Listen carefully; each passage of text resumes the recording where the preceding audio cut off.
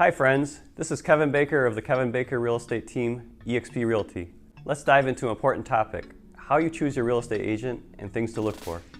One of the first things to look for is your agent active in your local community. For example, I'm in the Woodlands Chamber, the Woodlands Running Club, Fleet Feet Running Club, Goose's Acre Running Club, and dog rescues in the Montgomery County Animal Shelter, also some other nonprofits such as Meals on Wheels. Another point, does your agent answer or return your communication efforts in a reasonable time frame? As much as we want to be available whenever you need us, we're all human and have lives outside of our profession. For example, I volunteer at the Montgomery County Animal Shelter and walk the dogs waiting for their forever home. A dedicated and professional real estate agent will respond in a reasonable time frame and set those expectations when they will be available in the best forms of communication. Another point, does your agent have a team of trusted professionals? Although not an absolute must, it is very helpful when your agent is able to use any of their trusted resources and partners for specific parts of the transaction. These relationships are important because there's a certain level of trust from the beginning, and your agent can be confident in the team that's behind your purchase. Some examples of the local trusted team could be a lender who knows the local market, good for communication, even available to visit in person, title company when possible. Sometimes it's not possible when the seller pays for it or with new construction. Inspector, an inspection on different parts of the property, homeowner's insurance, and a home warranty company. One very critical point in picking an agent is knowing if your agent is experienced. Years of experience does matter. Every agent was new at some point. However, it is reassuring if your agent has been a high producer for many years.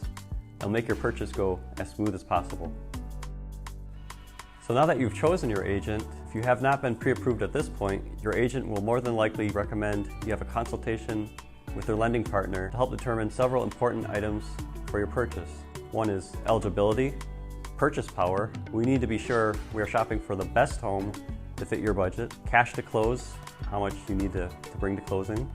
You should already have the initial buyer's consultation where you and your agent have narrowed down some of the important specifics like property features, area of town, your wants versus the needs, size of the house, number of bedrooms that you're looking for, are there specific rooms that you need in the house such as a home office, backyard, how big the backyard is, maybe for a dog, pool or not having a pool, and what area of town the house is located. And then we shop. Congratulations, you found the home you want and have an accepted offer, so now what? Well, the first step is the option period. And during this phase, your agent will schedule inspections and negotiate any repairs that are needed with the seller and their agent. Depending on the property and the loan type, additional inspections may be called for. For example, if you're purchasing a property with a well or septic system, most lenders will require that these items be inspected also. The appraisal will also take place during this time frame, and any repair items will be negotiated and verified. Here's a small tidbit that can help save a ton of headache. Do not make any large purchases on credit during your process. You don't want to risk your approval. Mattress Mac and that new Ferrari, well, that can wait till after closing.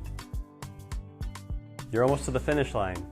I know it's exciting, but before we get to the finish and closing approaches, your agent will be in contact with you, the lender, the title company, and any other parties to the transaction. This is to make sure you are safe to schedule the movers, transfer of utilities, and to confirm closing is on schedule. And I understand it might not be possible in every situation, but when it is, I do advise to take the full day off from work so you have the flexibility and to enjoy your closing. And for sellers, as closing approaches, you want to make sure the house is clean. You provided all the keys, garage door openers, and the manuals. Now is also a great time to pass along any property-specific notes you can think of.